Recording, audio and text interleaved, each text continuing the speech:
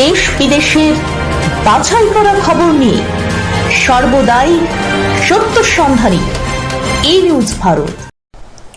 নমস্কার, ই নিউজ ভারতে আপনাদের সকলকে স্বাগত। শুরু করছি ওয়েদার আপডেট। আবহাওয়া দপ্তরের পূর্বাভাস অনুযায়ী আগামী 7 মে পর্যন্ত উত্তর এবং দক্ষিণবঙ্গের জেলাগুলিতে বজ্রবিদ্যুৎ সহ বৃষ্টির সম্ভাবনার কথা বলা হয়েছে। বঙ্গোপসাগর থেকে অনুকূল বাতাসের গতি প্রকৃতি এবং আর্দ্রতার কারণে পশ্চিমের জেলাগুলিতে মাঝারি থেকে তীব্র বজ্রবিদ্যুৎ সহ বৃষ্টির সম্ভাবনা রয়েছে। আজ সন্ধ্যায় ঝড়ের কবলে পড়তে পারে কলকাতা শহর। কলকাতায় কালবৈশাখী ঝড়ের প্রভাব দেখা যেতে পারে। উত্তর 24 পরগনা, পূর্ব মেদিনীপুর, নদিয়া, মুর্শিদাবাদ জেলায় দু এক জায়গায় বজ্রবিদ্যুৎ সহ বৃষ্টি এবং ঘন্টায় 30 থেকে 40 কিলোমিটার বেগে দমকা ঝোড়ো হওয়ার পূর্বাভাস রয়েছে। আজ কলকাতায় প্রধানত মেঘলা আকাশ। আজ কলকাতা ও তার পার্শ্ববর্তী অঞ্চলে দিনের সর্বোচ্চ তাপমাত্রা 32 ডিগ্রি সেলসিয়াস, সর্বনিম্ন 26 ডিগ্রি সেলসিয়াস।